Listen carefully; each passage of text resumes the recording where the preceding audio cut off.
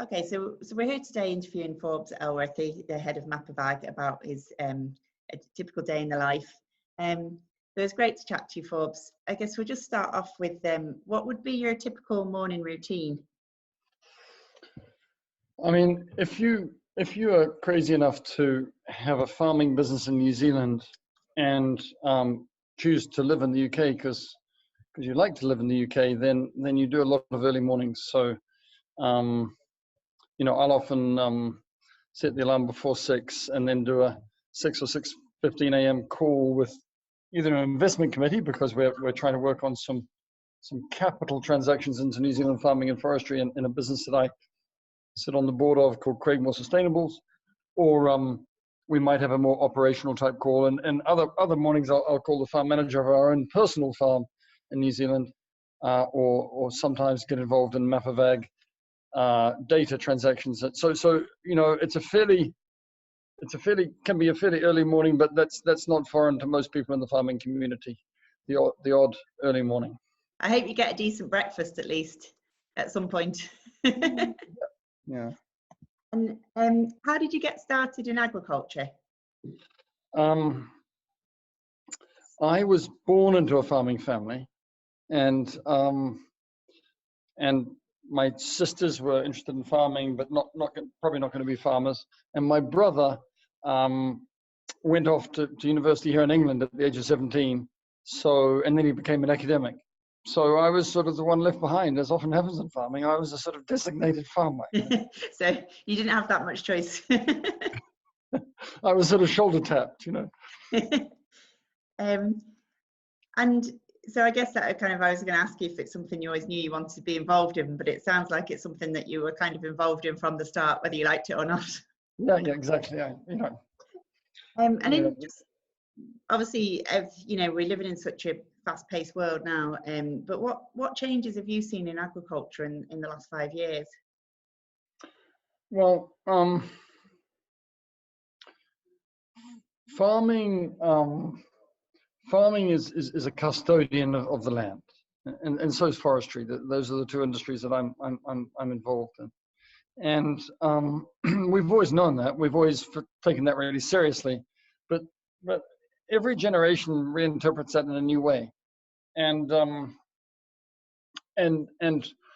you know, both in British farming and I think that's happened over the last 30 years, and in New Zealand I think it's happened in the last sort of 10 or 15 years. You know, we now have a shift towards almost a social license to farm. You know, what does it take? What do we need to do on our farms in order to be compliant with what the water company wants to see in terms of nitrates and phosphates into the water system? What does our food clients, what do they want to see in terms of residues and in terms of animal welfare? And then what does the public want to see in terms of greenhouse gases and biodiversity? So that reinterpretation of what it means to be a steward of the land is changing, and sustainability is something that has been a really difficult topic, but it's unavoidable, and it has become part of how we operate as farmers. Okay, and I mean, obviously you work all over the world, but what do you think there's key lessons that UK agriculture could learn from other countries? Well, you know, I think that if I think about what is strong in British farming and what is strong in, say, New Zealand farming and perhaps Australian farming, who are the ones I know best, I'd say each of them has some undoubted strengths. You know, I don't think any farming system on earth is as linked to the consumer as British farming.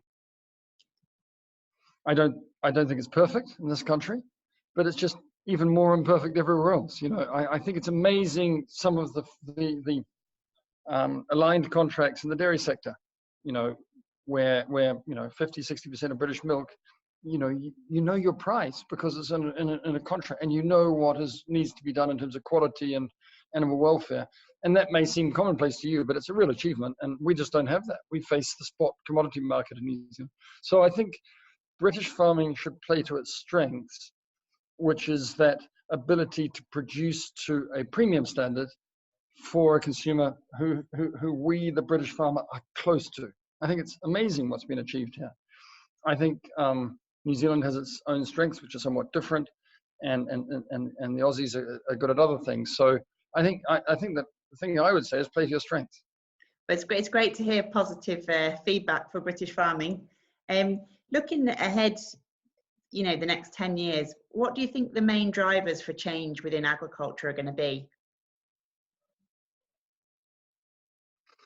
I think that that there's two big things going on. One of them we've already discussed. What does society expect of us as farmers, and what do consumers expect of us as farmers? And I'm not going to go on about that anymore. It's incredibly important, but I think a lot of your readers and listeners are aware of that and taking it seriously. The other thing that springs to mind when I think about the history of farming is that we have just got more efficient all the time. It used to take 100 people to harvest a field, and now it takes one person to harvest 100 fields. We have got a lot more efficient, and as a result, our role in the economy has continued to shrink. In most developed countries, the farming sector earns significantly less than 1% of GDP because we're so jolly efficient. I think at some point in the next 20 or 30 years that will turn around, and I think that the land use sector, our role in the economy will actually grow, and the reason for that is primarily to do with the other big theme, sustainability. Those of us that are responsible for the land are going to be asked to do a lot more than just grow food. And as we are asked to do a lot more things with the land than grow food, maybe plant trees, maybe sequester carbon, maybe have solar panels, all these other things, they will create other uses for that land. And that land must, if we want to address some of the environmental challenges we face, especially greenhouse gases, it's just going to take a lot of pressure on land. And that will mean rents are paid by environmental services payments are paid to landowners, and that will at some point turn around the terms of trade of land. Okay, now there's certainly a lot to think about, and loads of useful information you've given us. Thanks for that. I'm just going to finish the interview on a slightly more light-hearted question. I don't know if you ever have any free time outside of farming and industry, but when you do, what do you like to do? Well, I mean, like a lot of parents, I do the children. So the incredibly busy week finishes, and then Bridgie and I are off doing kids sport and trying to persuade our university age children to be interested in us. But occasionally I get out on a horse when